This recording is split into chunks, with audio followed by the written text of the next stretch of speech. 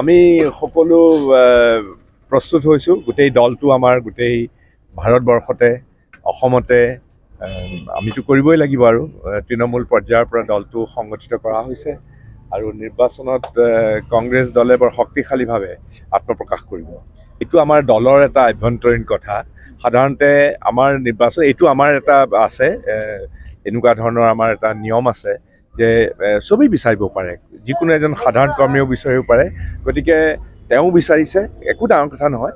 আৰু মই বিচাৰিছোঁ ছিটিং MP হিচাপে মই দলক কৈছোঁ যে মই যদি লোকসভালৈ নিৰ্বাচন অৱতীৰ্ণ হ'ব লাগে, মই ছিটিং MP হিচাপে মই নগাঁৱৰ পৰা বিচাৰিছোঁ। তেওঁ কেইবাটাতো বিচাৰিছে, মই নগাঁৱতে বিচাৰিছোঁ।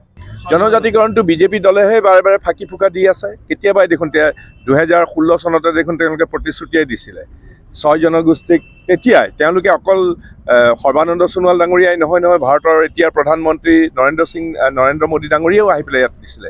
কিন্তু তেওঁলোকেতো এইবিলাক কথাত সিদ্ধহস্ত। এবাৰ কয় কিবা এটা ইলেকশ্যনৰ আগতে, তাৰপিছত সেইবিলাক একেবাৰে বেমালুম পাহৰি যায়। এইটোৱে তেওঁলোকে সদায় কৰে।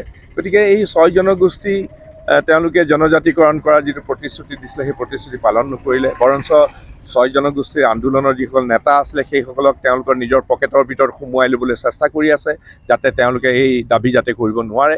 এনেকুৱা ধৰণৰ সমস্যাটো আছে। কিন্তু কংগ্ৰেছ দলে বৰ নিষ্ঠাৰে সৈতে কংগ্ৰেছ দলে যি কয় সেইবিলাক কৰিবলৈ চেষ্টা কৰে। প্ৰথম কথা হ'ল, কংগ্ৰেছ দলটো আমাৰ বুঢ়া লুইতৰ দৰে এখন বুৱতী চিৰ প্ৰবাহমান এখন নদী। যুগে যুগে নতুন চামৰ ইয়াত আহিছে আৰু কিছুমান গুচি গৈছে, আৰু এইটোতো হয়েই, এইটো চিৰ প্ৰবাহমান, আৰু সেইটোৱেইটো গতিশীলতা। গতিকে কিছুমান আমাৰ বৰ দুৰ্ভাগ্যজনক, এইটো কথা ঠিক যে আমাৰ মাজৰে কিছুমানে হয়তো বিজেপি দলৰ প্ৰচ্ছায়াত বা আশ্ৰয় লৈ পেলাই গৈছে। তেওঁলোকৰ বিভিন্ন ধৰণৰ হয়তো কিবা ব্যক্তিগত কাৰণ থাকিব পাৰে বা বেলেগ বেলেগ ধৰণৰ কিবা কাৰণ থাকিব পাৰে। কিন্তু কংগ্ৰেছ দলটো এইবিলাক কামৰ দ্বাৰাও কেতিয়াও দুৰ্বল নহয়।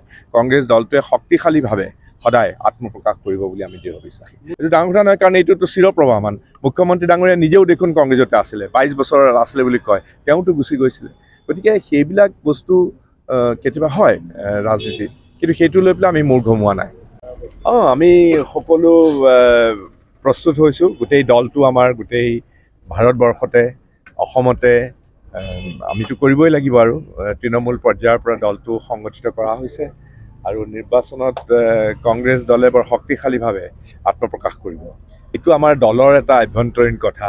সাধাৰণতে আমাৰ নিৰ্বাচন এইটো আমাৰ এটা আছে, এনেকুৱা ধৰণৰ আমাৰ এটা নিয়ম আছে যে চবেই বিচাৰিব পাৰে, যিকোনো এজন সাধাৰণ কৰ্মীয়েও বিচাৰিব পাৰে।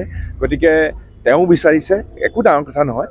আৰু মই বিচাৰিছোঁ ছিটিং MP হিচাপে মই দলক কৈছোঁ যে মই যদি লোকসভালৈ নিৰ্বাচন অৱতীৰ্ণ হ'ব লাগে, মই ছিটিং MP হিচাপে মই নগাঁৱৰ পৰা বিচাৰিছোঁ। তেওঁ কেইবাটাতো বিচাৰিছে, মই নগাঁৱতে বিচাৰিছোঁ। জনজাতি